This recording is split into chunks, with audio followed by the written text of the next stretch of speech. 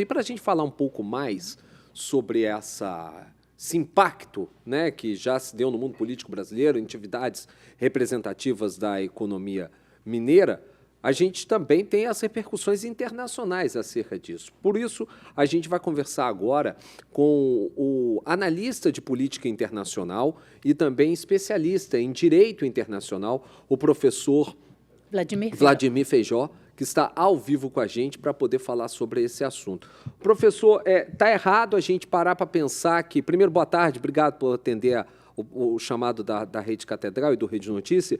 Está errado a gente pensar que tem uma relação muito grande sobre uma possibilidade da criação de uma moeda única relacionada aos BRICS e essa resposta do Donald Trump com esse tarifaço sobre o Brasil?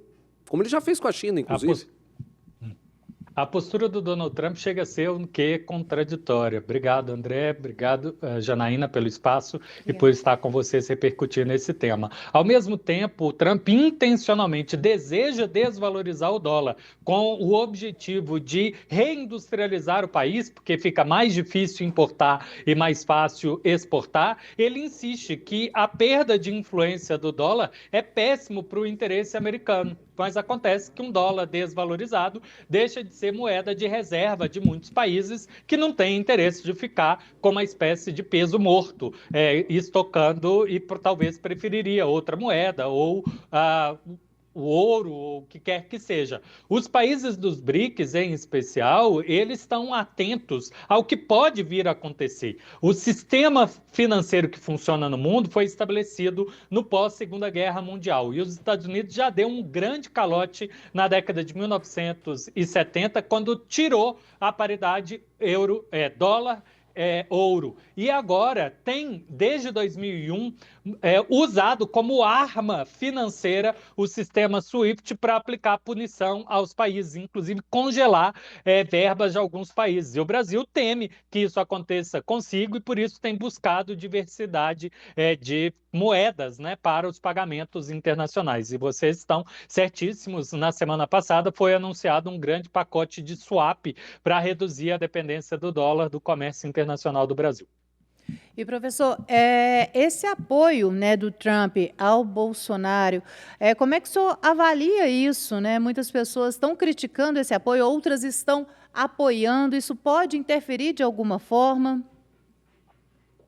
Bem, o economista internacional, recebedor do Prêmio Nobel, o Paul Krugman, chamou isso de uma defesa de protótipo de ditador. Existe uma rejeição muito grande dos americanos dessas tarifas que estão saindo do bolso deles, e os principais editoriais americanos começam a acusar o Donald Trump de agir como se fosse uma máfia, usar esse cargo dele para benefício próprio e da sua família, assim que ele fez nas negociações do Oriente Médio para obter vantagens, e agora usa da sua tentativa, né, de influência para beneficiar uma família amiga muito próxima dele, que é a do Jair Bolsonaro. Então, sobre esse aspecto de política internacional e de economia, isso não se sustenta. Sobre o aspecto de política interna dentro do Brasil, é saber o quanto isso vai agradar ou não o eleitorado brasileiro. Tendo eu a acreditar que, como o interesse geral da indústria, do agro e da família brasileira será prejudicada por essa tarifa, quem aplaude e pede para aplaudir isso tende a perder espaço do eleitorado, ainda mais que use o discurso do patriotismo, mas se o patriotismo é a defesa da liderança ou a defesa, né, do clã em detrimento do grande povo, pode ser que isso não atraia tanto voto quanto atraiu no passado. Professor, eu queria fazer uma outra pergunta também. Muitas vezes, né, quando várias vezes de ataques de um país se interferindo em assuntos internos de outro, se fala muito em soberania. O próprio presidente Lula falou que vai recorrer ao Fórum da OMC para poder tentar reverter isso nos meios jurídicos legais. Também há algum espaço para tentar fazer algum tipo de moção de repulsa, seja na ONU ou algum outro organismo internacional em relação a essa postura do Trump? Porque quando o Trump vira e fala que está tendo uma caça às bruxas no Brasil, o Trump, lá presidente do americano, está interferindo diretamente num assunto que se diz respeito às leis que são brasileiras e que o Brasil tem autonomia e soberania para isso, né, professor? E ainda mais pedindo o executivo para interferir no Ministério Público ou no Poder Judiciário para interromper investigações ou processos em andamento, algo que é incompatível com o nosso sistema.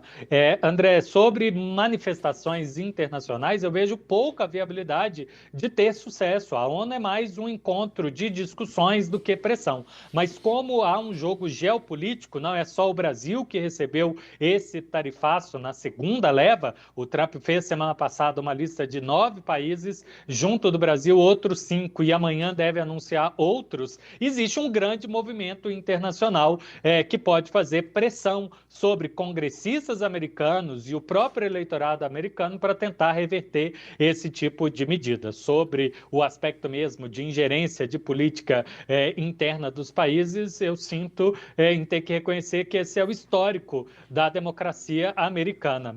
Infelizmente, né? Eles dizem para não sofrer ingerência interna, mas tem um histórico muito grande de interferir em assuntos de outros países. É fácil encontrar aí a chamada política do Big Stick, né, que eles vêm intimidando militarmente ou economicamente diferentes países. Vizinho do Brasil tentou derrubar o presidente da Colômbia e hoje, inclusive, os países romperam relação diplomática, né, chamando seus respectivos representantes como mais uma prova dessa ingerência que não ficou só no passado e que acontece ainda no dia frequente, né? Ou no dia mais recente. Professor Vladimir Feijó, muito obrigado pela sua presença. Mais uma vez, obrigado por atender o convite. Está sempre as portas abertas do Rede Notícia para o senhor. Obrigada, professor. Boa tarde. Muito obrigado. Muito obrigado. Abraço, bom trabalho. Até dia 1º de agosto, muita coisa deve mudar, né, Muita André? coisa deve mudar.